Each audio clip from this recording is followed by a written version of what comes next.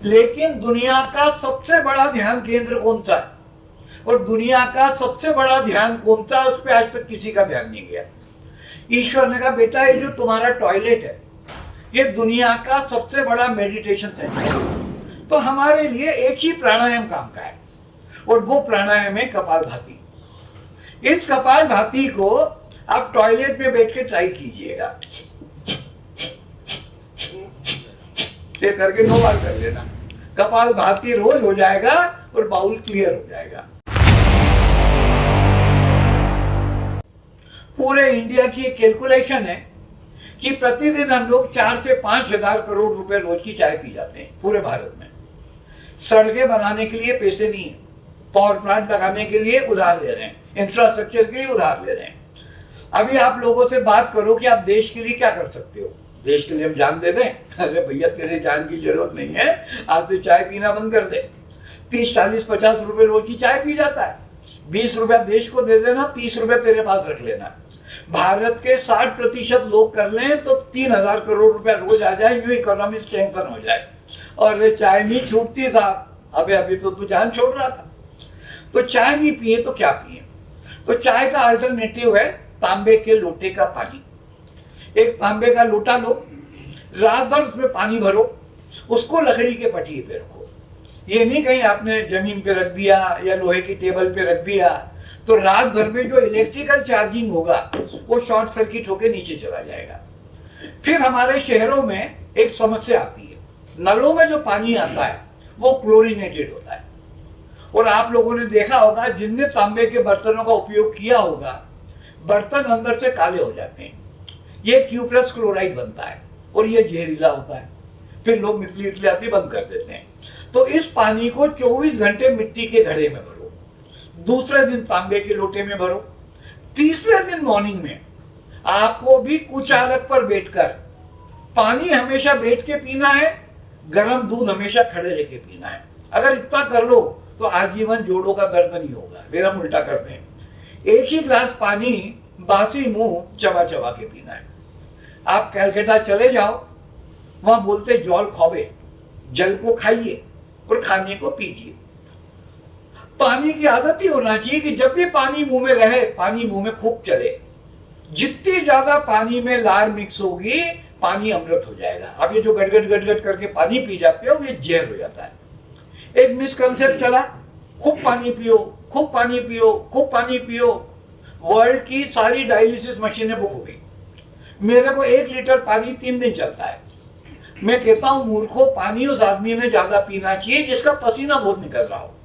तुम दिन भर एसी में बैठे हो, पसीना निकल नहीं रहा है, पानी पे पानी ठूसे जा रहे हो और किडनी पे लोड बढ़ा दिया। तो एक ही ग्लास पानी बासी मुंह चबा चबा के पीना है। दूसरा अल्टरनेटिव है नींबू पानी। तीसरा अल्टरनेटिव है शहद पानी। कई लोग नींबू शहद मिला के पीते हैं। नींबू पानी में एक बहुत बड़ी कीमिया है। जिन लोगों को वजन कम करना है उनको गर्म पानी में पीना है, जिनको वजन बढ़ाना है उनको चिल्ड वाटर में पीना है, और जिन लोगों को वजन नॉर्मल रखना है उनको नॉर्मल पानी में पीना है।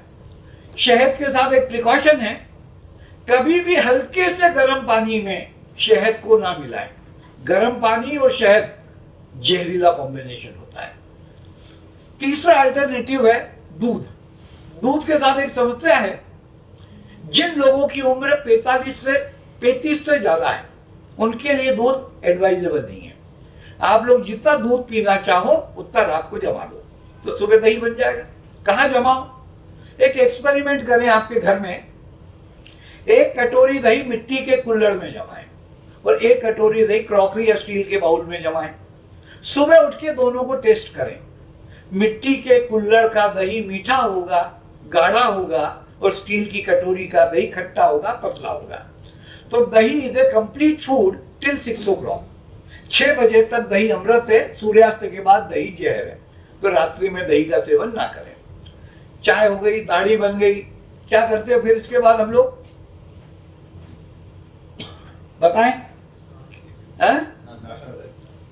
अरे टॉयलेट जाने का कोई सिस्टम नहीं है क्या? टॉयलेट जाते हैं। ये सारा ज्ञान हमें ईश्वर से मिला। तो ईश्वर ने कहा बेटा हमारे जीवन में ध्यान का बहुत बड़ा महत्व है। मेडिटेशन का। कई तरह के ध्यान हमको सिखाए जा रहे हैं। कोई ट्रांसडेंटल मेडिटेशन सिखा रहा है, कोई विपश्यना सिखा रहा है, कोई सहयोग सिखा रहा है, कोई प्रेक्षा ध्यान सिखा रहा है, कोई राजयोग सिखा रहा है। लेकिन दुनिया का सबसे बड़ा ध्यान केंद्र कौन सा है और दुनिया का सबसे बड़ा ध्यान कौन सा, उस पर आज तक किसी का ध्यान नहीं गया। ईश्वर ने कहा बेटा ये जो तुम्हारा टॉयलेट है ये दुनिया का सबसे बड़ा मेडिटेशन सेंटर है। यहाँ बैठे बैठे आदमी सारे जमाने की प्लानिंग करता है कि आज यहाँ जाना है तो कल वहां जाना है, तो आज ये काम करना है तो कल वो काम करना है। सारे जमाने की बातें वहीं बैठे बैठे सोचा करता है, इसीलिए उसका नाम शौचालय रखा गया। वो रोज आरती करता है कि जो ध्यावे सो फल पावे। उसके सारे काम हो जाते हैं, बाउल क्लियर नहीं हो पाता है। और जब बाउल क्लियर नहीं होता है तो मन को बड़ा दुख होता है। और 4 लाइन में बहुत बड़ी फिलॉसफी है कि जो ध्यावे सो फल पावे, तो दुख बिन से मन का। जिस दिन आपका बाउल क्लियर नहीं होगा किसी काम में मन नहीं लगेगा। फिर वो डरकोलेक्स खाएगा, चूरन खाएगा, पानी जैसे पेट साफ हुआ ठीक हो गया, तो आपको ध्यान क्या लगाना है।